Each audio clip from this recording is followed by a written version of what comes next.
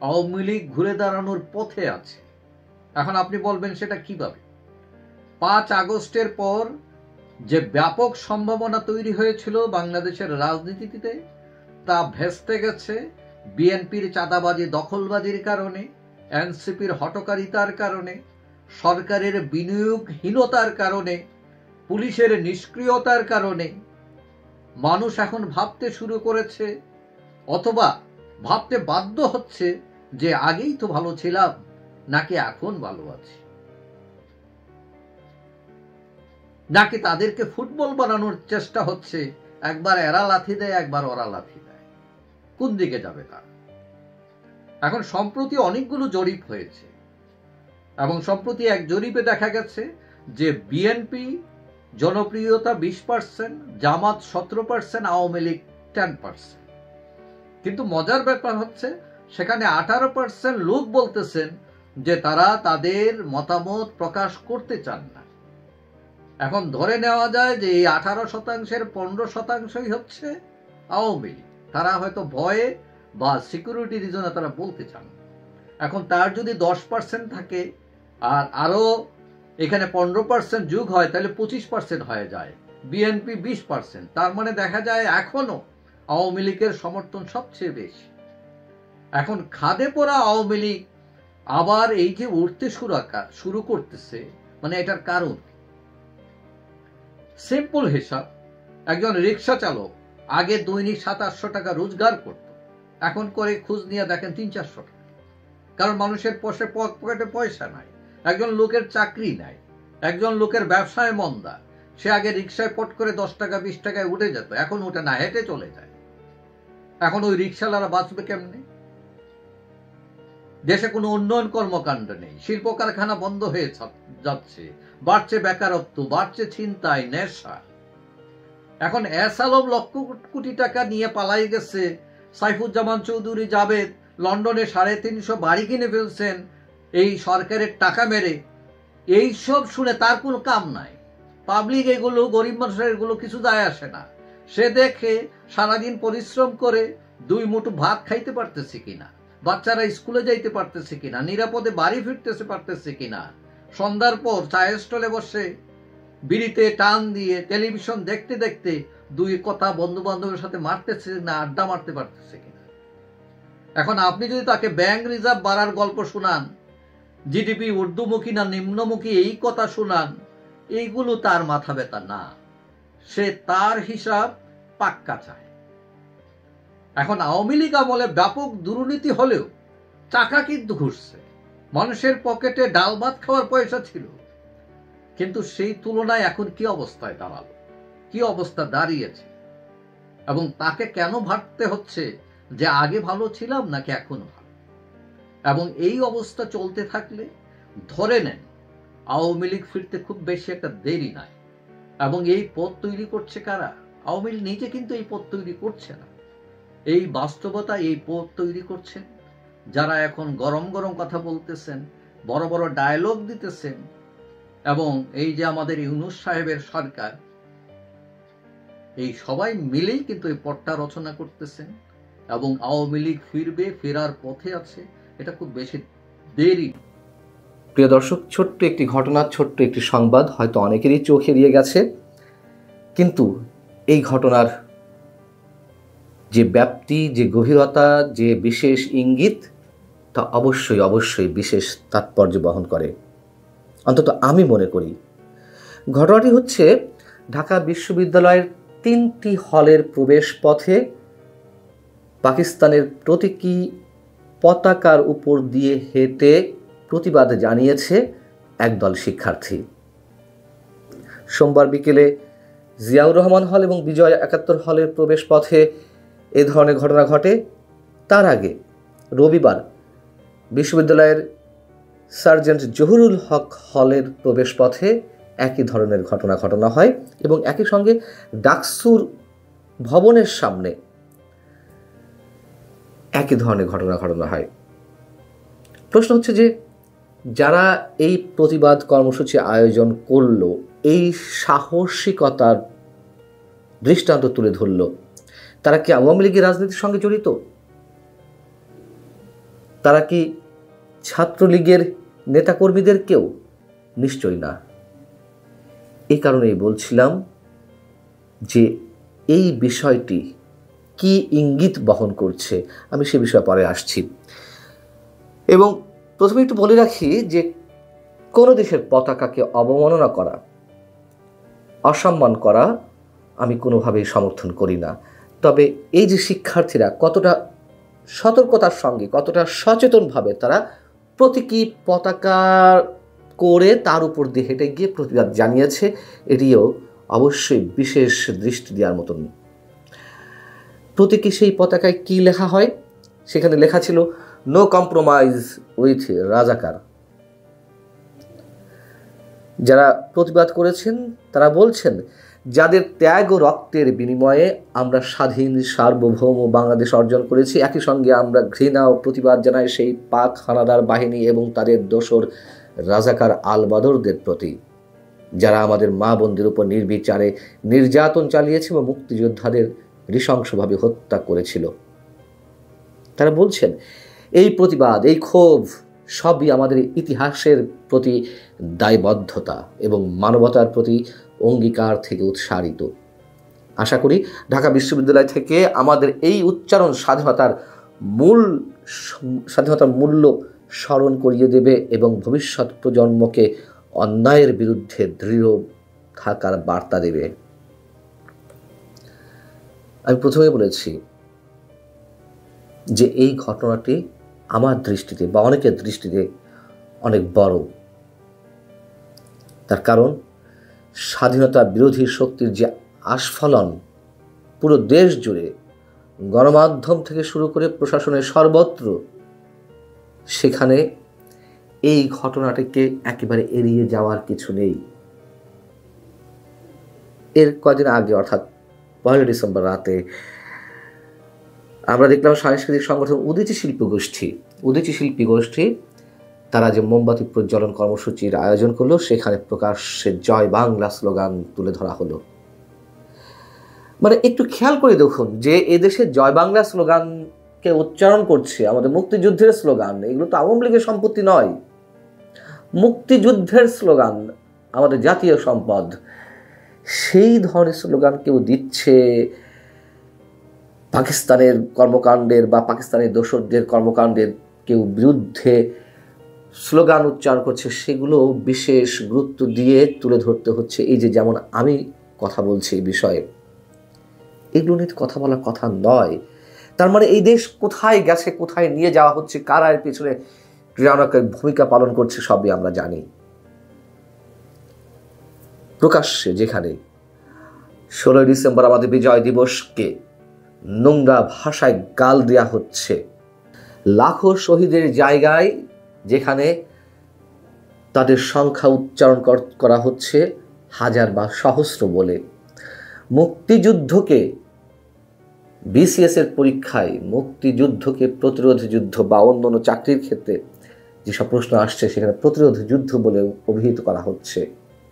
16 December আমাদের বিজয় দিবস হতে পারে না, এরকম রাষ্ট্রদ্রোহী কথাবার্তা বলা হচ্ছে 5 আগস্টের পর থেকে। প্রকাশ্যে বঙ্গবন্ধুকে বিশ্বাসঘাতক বলা হচ্ছে, 32 নম্বর বুলডোজার দিয়ে গুড়িয়ে দেওয়া হচ্ছে, হাতুড়ি শাবল চালানো হচ্ছে। আর এর পক্ষে সাফাই গাইছেন আমাদের প্রধান উপদেষ্টা প্রেস সচিব শফিকুল আলম। তিনি বলছেন ধানমন্ডি 32 অনেকের কাছে শেখ মুজিবের একটা বাড়ি কেবল। আমি অ্যাকসেপ্ট করি যে অনেকের মেমোরির সঙ্গে এটা জড়িত, কিন্তু ওইটার সঙ্গে মুক্তিযুদ্ধের কোনো সম্পর্ক দেখি না। কি ভয়াবহ ধরনের ইতিহাস বিকৃতি করা হচ্ছে, কি দুঃসাহসের সঙ্গে। করাই বা হবে না কেন? প্রধান উপদেষ্টা যেখানে বলে রেখেছেন যে রিসেট বাটনে প্রেস করা হয়েছে 5 আগস্ট। মুক্তিযুদ্ধের সব স্মৃতিচিহ্নগুলো ধ্বংস করে ফেলা হচ্ছে, মুক্তিযোদ্ধাদের উপরে মব সৃষ্টি করা হচ্ছে, গলা চেপে ধরে, টুটি চেপে ধরে শূন্যে তুলে ধরা হচ্ছে। এত ঘটনায় আমাদের রাজনৈতিক দলগুলো যেখানে প্রতিবাদ জানাচ্ছে না, খুব শক্তভাবে মিউ করে কিছু না বললেই নয় সেভাবে বলছে, কেউ এগুলোকে চ্যালেঞ্জ করছে না। এদেশের একটি অংশ মনে করছে যে তারা সফল হয়ে গেছে, মুক্তিযুদ্ধের তাদের যে পরাজয় তার প্রতিশোধ নিতে পেরেছে। এবং তার দৃষ্টান্ত তো আমাদের সামনে সাম্প্রতিক সময় অনেকভাবে আসছে। পাকিস্তানের রাজনৈতিক নেতারা বলছে যে দুই পাকিস্তান এক হবে, মানে বাংলাদেশ পাকিস্তানের অন্তর্গত হবে। পাকিস্তানের প্রধানমন্ত্রী শাহবাজ শরীফ ভারতের সাথে যুদ্ধের সময় বা সার্জিক্যাল স্ট্রাইকের পরে তারা তাদের জায়গা থেকে নিজেদের বিজয় উল্লেখ করে মন্তব্য করছেন শাহবাজ শরীফ যে এটি ৭১-এর প্রতিশোধ। এই যখন অবস্থা বাংলাদেশের, তখন এই যে কোনো ধরনের বিশেষ শক্তির ছায়া ছাড়াই একদল শিক্ষার্থী ঢাকা বিশ্ববিদ্যালয়ে যেভাবে প্রকাশ্যে, যে বিশ্ববিদ্যালয় এখন শিবিরের দখলে, সেই বিশ্ববিদ্যালয়ে এরকম সাহসের সঙ্গে পাকিস্তানের প্রতীকী পতাকার উপর দিয়ে হেঁটে গিয়ে তারা যে প্রতিবাদ জানাচ্ছে, এটাই অন্ধকারে অনেক বড় মশাল। এবং বাংলাদেশের যে কোনো সংকটে, বাংলাদেশের যে কোনো বিপদে যখন ছাত্ররা আগে নেমে এসেছে, আমরা সেই ছাত্রদের খুঁজে পাচ্ছিলাম না, বরং ছাত্রদের একটা বড় অংশকে আমরা একটা ঘোরের মধ্যে থাকতে দেখছি। বাংলাদেশের অস্তিত্বকে তারা অস্বীকার করছে। ঠিক সেই মুহূর্তে একদল শিক্ষার্থীর এই প্রতিবাদ আমাদের মনে করিয়ে দেয় বাংলাদেশ পথ হারাবে না, এবং যতদিন এই বাংলাদেশ থাকবে ততদিন মুক্তিযুদ্ধের আদর্শকে ধারণ করেই এদেশে সব কিছু করতে হবে। এবং এই যে প্রতিবাদ নিঃসন্দেহে ভিন্ন কিছু ইঙ্গিত করে। আল্লাহ হাফিজ, ভালো থাকো সবাই।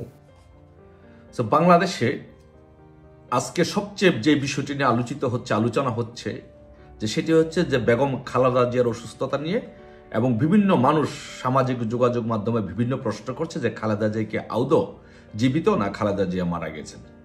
সো আমি প্রথমে বক্তব্য শুরুতে বা কথা বলা শুরুতে আমি বেগম খালেদা জিয়ার প্রতি শ্রদ্ধা জানাচ্ছি, এবং উনি অসুস্থ হলে ওনার রোগ মুক্তি কামনা করছি। যেহেতু উনি একজন বয়োজ্যেষ্ঠ মানুষ এবং সাবেক প্রধানমন্ত্রী, ওনার প্রতি শ্রদ্ধা রেখেই আমি আমার আলোচনাটা শুরু করছি।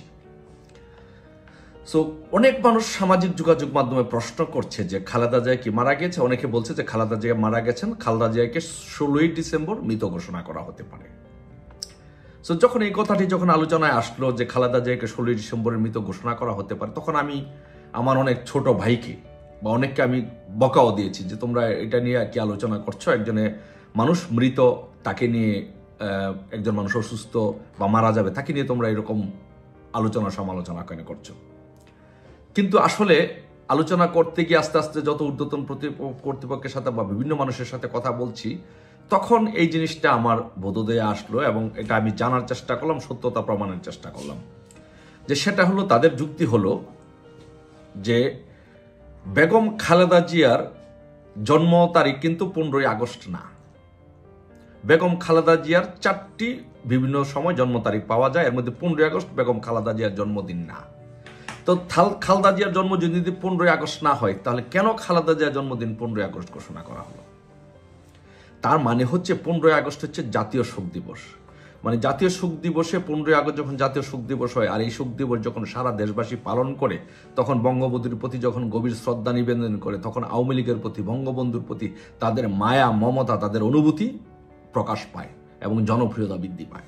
তো সেই জন্য 15ই আগস্টের জাতীয় শোক দিবসটাকে ধ্বংস করার জন্য, বঙ্গবন্ধুর প্রতি যে অনুভূতি, মানুষের যে ভালোবাসা, সেটাকে শেষ করে দেওয়ার জন্য টেকনিক্যালি তাকে কেউ না কেউ বুঝিয়েছে যে আপনি 15ই আগস্ট আপনার জন্মদিন ঘোষণা করেন, এই দেশের মানুষ আপনার জন্মদিন সেলিব্রেট করবে, বঙ্গবন্ধুর জাতীয় শোক দিবসটা বলে যাবে।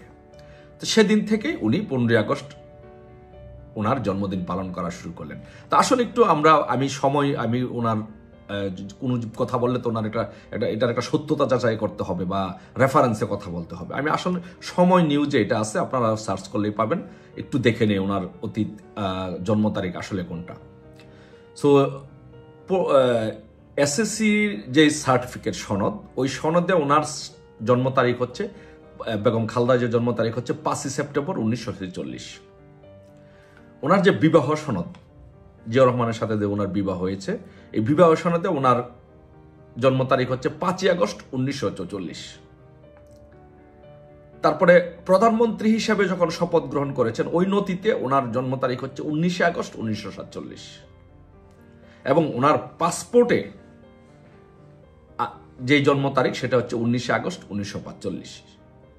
আর প্রধানমন্ত্রী হিসেবে যখন শপথ গ্রহণ করেছেন, ওই নথিতে হচ্ছে ওনার 19 আগস্ট 1947। তাহলে ওনার 4টা জন্মদিন ব্যক্তির রেখে উনি কেন 15 আগস্ট কেন জন্মদিন পালন করলেন?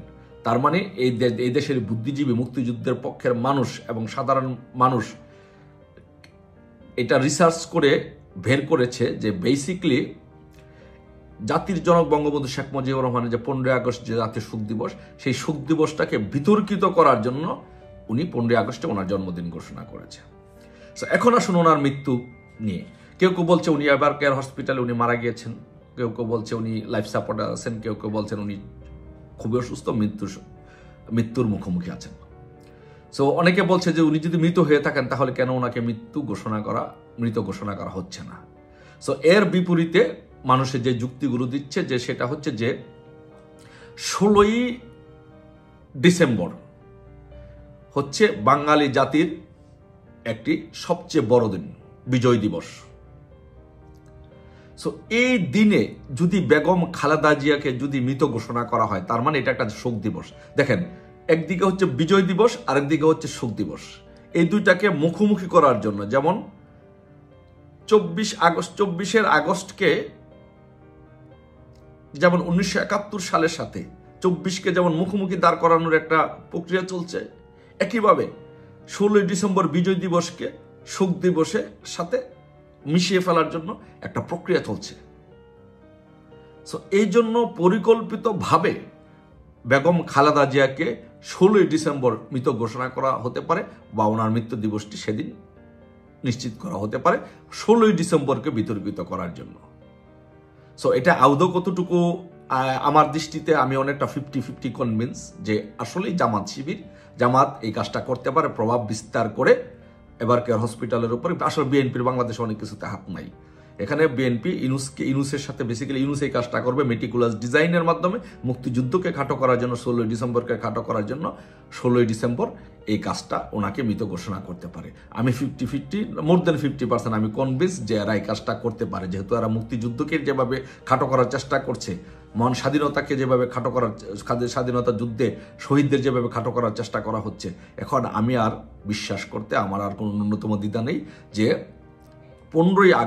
16ই ডিসেম্বরই বেগম খালেদা জিয়াকে হয়তো বা মৃত ঘোষণা করতে পারে, এরকম একটা ষড়যন্ত্র এরা করতে পারে। তাই আমি দেশবাসীকে বলবো, বিএনপির নেতাকর্মীদেরকে বলবো, অন্তত পক্ষে এরকম বয়োজ্যেষ্ঠ একজন মানুষ, দেশের সাবেক প্রধানমন্ত্রী, তাকে নিয়ে যেন এরকম একটা ঘৃণ্য একটা ষড়যন্ত্র চক্রান্ত যেন না হয়, সেই দিকে আপনারা দেশবাসী সবাই খেয়াল রাখবেন। বিএনপির নেতাকর্মীদেরকে বলবো আপনারাও খেয়াল রাখবেন, এবং বিএনপির চেয়ারপারসনের জ্যেষ্ঠ ছেলে যেন তারেক রহমানকে বলবো, আপনার মাকে নিয়ে যেন বাংলাদেশের রাজনীতিতে জামাত এরকম ছিনিমিনি খেলতে না পারে, ইনুস যেন এরকম ছিনিমিনি খেলতে না পারে, আপনার মাকে যেন আর মৃত্যুর পরেও যেন বিতর্কিত করে না করে, সেই জিনিসটা আপনাকে খেয়াল রাখতে হবে। ধন্যবাদ সবাইকে। জয় বাংলা, জয় বঙ্গবন্ধু। নমস্কার, আমি তরুণ ঘোষ। আমাদের দেশে কিছু লিবারেল আছে এবং তার সঙ্গে মূর্খ, সেগুলোকে বলা হয় লিব্রান্ডু। এরা লিবারেল, এরা সবসময় একটা ওই সাদা একটা পাজামা পাঞ্জাবি, কাঁধে একটা ঝোলা নিয়ে বামপন্থী দল। তারা বিশ্ব থেকে মুছে গেছে এবং ভারতবর্ষ থেকেও মুছে গেছে, এবং একমাত্র কেরলে কিছুটা পড়ে রয়েছে, টিম করে জ্বলছে। সে লিব্রান্ডুরা সারা পৃথিবী জুড়ে নানান উৎপাত মাচিয়ে রেখে দিয়েছে। আর আপনাদের দেশে আছে কিছু উদ্গান্ডু, যারা উদো অথচ মূর্খ, তাদেরকে বলি আমরা বাংলা ভাষায় গান্ডু। এই উদ্গান্ডু আর লিব্রান্ডু, আমাদের দেশে যেমন আমরা লিব্রান্ডু নিয়ে চলছি, আপনাদের দেশে তেমনি আপনারা উদ্গান্ডু নিয়ে চলছেন। এই উদ্গান্ডুদের নিয়ে আমি পড়েছি খুব মুশকিলে। এরা না বোঝে ভূগোল, না বোঝে ইতিহাস, ম্যাপ তো ছেড়েই দিন, ম্যাপের সঙ্গে এদের কোনো সম্পর্কই নেই, যারা সমুদ্রপথ আকাশপথ বলে কোনো বিবেচনাই করে না। এবং পৃথিবীর বিভিন্ন দেশে যে বিভিন্ন রকমের মানে ঘন্টার তফাৎ আছে সেগুলোও তারা জানে না। তারা অনেকে আমার এই পোস্টে তারা লিখেছে যে ওই গভীর রাতে কি জয়শঙ্করজি আর ওনার সঙ্গে দেখা হয়েছিল, ফোনে কথা হয়েছিল, তো নানান রকম মন্তব্য করেছি। লিব্রান্ডুদের এই উদ্গান্ডুদের বোঝানোর ক্ষমতা আমার নেই যে আমেরিকায় যখন গভীর রাত তখন ভারতবর্ষে হচ্ছে দিন, কারণ 11.5 ঘন্টার তফাৎ। বাংলাদেশের সঙ্গে যখন ভারতের 8 ঘন্টার তফাৎ, সুদূর আমেরিকার সঙ্গে তখন 11.5 ঘন্টার তফাৎ তো হবেই। এখন এই উদ্গান্ডুদের আপনারাই বা কি করে বোঝাবেন, আর আমি বা কি করে বোঝাবো? এই উদ্গান্ডুদের নিয়ে পড়েছি মুশকিলে। তো যাই হোক, এই উদ্গান্ডুদের নিয়ে তো আমাদের তো খবর নয়, আমাদের খবর যেটা সেটা হচ্ছে আমেরিকার মার্কো রুবিও তিনি ফোন করেছিলেন তার দপ্তর থেকে জয়শঙ্করজিকে। জয়শঙ্করজির সঙ্গে কথাবার্তা হয়েছে এবং এখানে যিনি আছেন আমাদের সার্জিও গোর, যিনি দক্ষিণ এশিয়া দেখাশুনো করেন, তিনি আজকে সকালবেলা সম্ভবত দুপুরে কোনো একটা সময়ে তিনি হয়তো ডক্টর জয়শঙ্কর আর এর সঙ্গে দেখা করবেন বলে ঠিক করা আছে। হয়তো এতক্ষণে দেখা হয়েও গিয়েছে, আমি খবরটা অনেক আগে পেয়েছি, তাই আমি লিখিয়ে দিয়েছি দেখা করবেন। তা এতক্ষণে হয়তো দেখাও হয়ে গিয়েছে, কারণ আমি এখন 3:30টার সময় ভিডিওটা করছি। এই আমি আর ওদিকে আর নজর দিইনি। এখন মেন খবরটা যেটা হচ্ছে, ট্রাম্প বাবুর একদিনের পরে না মাথার মধ্যে এখন কানে জল ঢুকেছে। কানে জল ঢুকে এখন তিনি নীতি পরিবর্তন করছেন। আপনারা সেই খবর সবাই পেয়েছেন। নীতি পরিবর্তন করে তিনি এখন সমস্ত মানে যত বাজে খরচা আছে, আচ্ছা আপনাদের মনে আছে দর্শক, ইলন মাস্ককে দিয়ে তিনি একটা ডিপার্টমেন্ট খুলিয়েছিলেন ডোজ। সেই ডোজের নানান রকম প্রেসক্রিপশন ইলন মাস্ক দিয়েছিলেন। সেই প্রেসক্রিপশনের মধ্যে ছিল যে এই যে বাজে খরচা যেগুলো আছে তার মধ্যে হচ্ছে ন্যাটোর মধ্যে খরচ করা, বিভিন্ন দেশের পেছনে খরচ করা, বিভিন্ন দেশকে আর্থিক সাহায্য দেওয়া, আপনার ওই এশিয়ান ডেভেলপমেন্ট ব্যাংক থেকে আরম্ভ করে যত সমস্ত ব্যাংক খুলে রাখা, এই করতে করতে আমাদের আমেরিকার কিন্তু অর্থনীতির অবস্থা 12টা বাজছে। সেইটা কিন্তু ট্রাম্প মানতে চাননি। সেটা নিয়ে ট্রাম্পের সঙ্গে গন্ডগোল, ওই প্রেসক্রিপশন ট্রাম্প মানবেন না। তারপরে ইলন মাস্কের সঙ্গে গন্ডগোল, ইলন মাস্ক ছেড়ে দিয়ে বেরিয়ে গেলেন, সেই খবর আপনারা সবাই জানেন। এতদিন বাদে ট্রাম্পের মানে কানে জল ঢুকেছে। ট্রাম্প এখন দেখছেন যে আমি মানে ট্যারিফ করে, ট্যারিফও তার মধ্যে একটা ছিল যে ট্যারিফ করে আপনি আমেরিকার জনগণকে আপনি মুশকিলের মধ্যে ফেলছেন, ট্যারিফ আপনি বসাচ্ছেন কেন? এতদিন ধরে ট্যারিফ ছাড়াই তো আমেরিকা আমাদের ব্যবসা করে এসছে এবং আমাদের অর্থনীতিকে চাঙ্গা করেছে, কিন্তু আমরা এত বেশি খরচ করেছি, খরচ করতে করতে আমাদের ধার 37 ট্রিলিয়নে পৌঁছে গিয়েছে। ট্রাম্পের বক্তব্য ছিল আমি ট্যারিফের পয়সা দিয়ে আমি ওই অর্থনীতিকে চাঙ্গা করে দেবো, কিন্তু ট্যারিফ যে উল্টে একেবারে প্রত্যাঘাত হয়ে গেল এবং ট্রাম্প যে একঘরে হয়ে পড়লেন এবং তার নীতি থেকে আমেরিকার যে নীতি ছিল যে চীনকে দূরে রাখো, চীন হচ্ছে আসল শত্রু, চীনকে দূরে রাখতে গেলে ভারতবর্ষকে আমাদের দরকার, কিন্তু ট্রাম্প যেটা করলেন সেটা তার উল্টো হয়ে গেল। ট্রাম্পের যে নীতি তাতে চীন আরো কাছাকাছি চলে এলো, রাশিয়া কাছাকাছি চলে এলো, 3টে শক্তির উত্থান হলো। এখন ট্রাম্পের হৃদকম্প শুরু হয়ে গিয়েছে।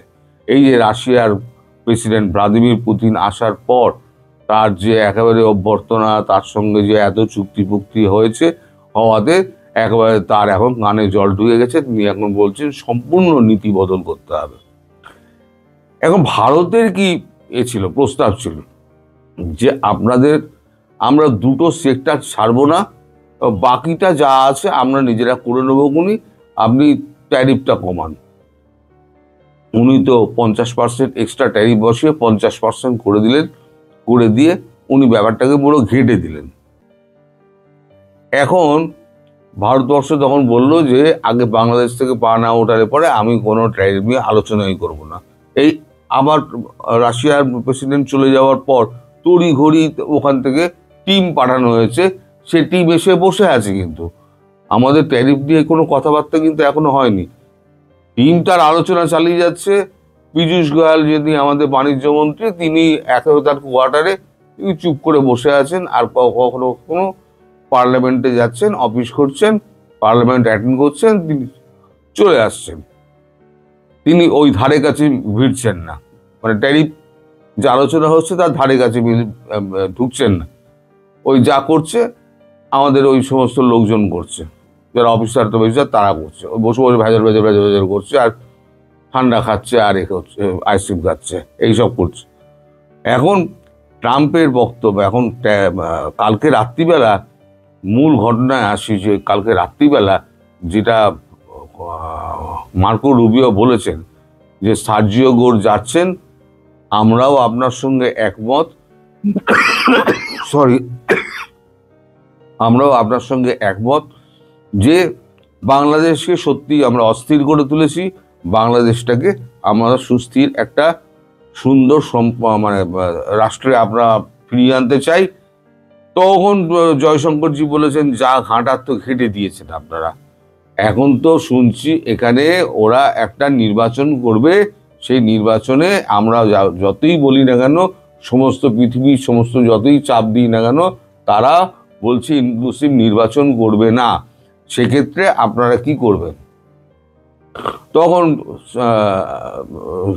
বলে মার্কো রুবিও বলেছেন ইনক্লুসিভ নির্বাচন যদি না হয় তাহলে কোনো বৈধতা থাকবে না, এবং আমরা এবং পৃথিবীর অন্যান্য দেশগুলো, ইউরোপিয়ান ইউনিয়ন সহ বাকি দেশগুলো, জাতিসংঘ, তারা কেউ যদি বৈধতা না দেয় তাহলে পরে এই নির্বাচনের কোনো অর্থই হয় না, এবং এই নির্বাচনে সরকার গঠন হবে সেই সরকার একাকী হয়ে যাবে, সে আন্তর্জাতিকভাবে স্বীকৃতি পাবে না, ফলে এই নির্বাচনের কোনো দামই থাকবে না, এই সরকারের কোনো দামই থাকবে না। যদিও অতদূর যাবে কিনা সে ব্যাপারে আমার যথেষ্ট এখনো সন্দেহ আছে, কারণ ভারতবর্ষের মোদির মুড কিন্তু খুব খারাপ। এই আসার পর থেকে মানে নানান রকম ব্যাপারে একটু পিছিয়ে আছে, সমস্ত ব্যাপারটা গ্রাউন্ডেড হয়ে আছে, কিন্তু নরেন্দ্র মোদির মুড কিন্তু খারাপ। আর সামনে পশ্চিমবঙ্গ নির্বাচন আছে, আর নির্বাচনের আগে বিজেপির যা অবস্থা পশ্চিমবঙ্গে, বিজেপি খুব ভালো অবস্থানে রয়েছে। এই অবস্থায় যদি বিজেপি একটা বড় ধাক্কা দিতে পারে কেন্দ্রীয় সরকার বাংলাদেশের ওপরে, তাহলে কিন্তু ভোটের অঙ্ক আমি বলছি, তাহলে কিন্তু বিজেপি নিশ্চিতভাবে বাংলায় ফিরে আসছে। আর বাংলায় যদি বিজেপি ফিরে আসে, আমি আপনাদের বলছি মোটামুটি যা এখনো তথ্য পাওয়া গেছে, প্রায় 1 কোটির ওপর শুধু বাংলা থেকে ভোটার লিস্টে গায়েব হয়ে গেছে।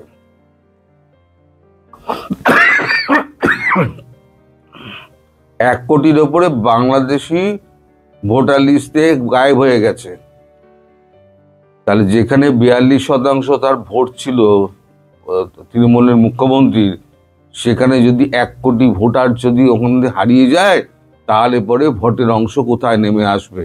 সেক্ষেত্রে বিজেপির সঙ্গে তার যা দূরত্ব ছিল ভোটের অঙ্কের, সেই অঙ্ক কিন্তু একেবারে লেভেলে চলে আসবে। তখন বিজেপি কিন্তু এদিক ওদিক করে ছোটখাটো দলের সঙ্গে হাত মিলিয়ে কিন্তু বিজেপি সরকার গঠন করে নেবে। সেটা যাতে আরো বেশি ভোট হয়, তার জন্য হয়তো নরেন্দ্র মোদি এই ভোট টানার জন্য একটা বড় রকমের সিদ্ধান্ত হয়তো খুব শীঘ্রই নিতে পারেন। কারণ মুড কিন্তু নরেন্দ্র মোদির খুব খারাপ। যে কোনো দিন নরেন্দ্র মোদি প্রচারে বেরিয়ে যাবেন, ওয়েস্ট বেঙ্গলের প্রচারে আসবেন, এসে একেবারে তুলকালাম তুলে দেবেন। কারণ নরেন্দ্র মোদি একমাত্র বিজেপির মুখ, তিনিই সমস্ত কিছু করতে পারেন। আমার মনে হচ্ছে খুব শীঘ্রই একটা বড় কিছু হবে। ওই গুমোট আবহাওয়া বইছে, একটা বড় কিছু হবে, কারণ আমেরিকা পুরোপুরি সারেন্ডার করে দিয়েছে। যা করবেন দক্ষিণ পূর্ব এশিয়ায় আপনারাই করুন, আমরা এর মধ্যে মাথা ঘোরাবো না, কোথাও মাথা ঘোরাবো না। ফলে ভারত এবং রাশিয়া যৌথভাবে, চীন কি করবে পরের ব্যাপার, চীনকে কেউ বিশ্বাস করে না, আছে পাশে আছে ঠিক আছে, কিন্তু কতক্ষণ চীন থাকবে? তাছাড়া কেন রাশিয়ার প্রেসিডেন্ট ভ্লাদিমির পুতিন ছুটে এসেছিলেন সেই খবরটা কিন্তু এখন আমরা জানতে পারিনি। ভেতরের যে খবরটা, যেটা ভেতরে 20 মিনিট একটা বৈঠক হয়েছে, দুর্ধর্তার বৈঠক হয়েছে দুই নেতার, সেটা খবর কিন্তু আমরা কেউ জানতে পারিনি, আর জানতেও পারবো না। সে আমি আগেও বলেছি আপনাদের, ওইখানে কি কথাটা হয়েছে সেটা কিন্তু আমরা জানি না। তারপরে কিন্তু একটা গুমোট আবহাওয়া বইছে এবং যখন তখন যা খুশি তাই হতে পারে। এই খবরটা আপনাদের আমি আগাম দিয়ে রাখলাম। জানি না আমার খবরের সত্যাসত্য আপনারা কতটা কি ধরবেন না ধরবেন, সবই হচ্ছে ওপরওয়ালার ব্যাপার এবং মোদিজির মাথায় যা ঘুরছে তার উপর নির্ভর করছে। এখন দেখা যাক সামনে কি হয়। সবাই ভালো থাকবেন, সুস্থ থাকবেন, সাবধানে থাকবেন।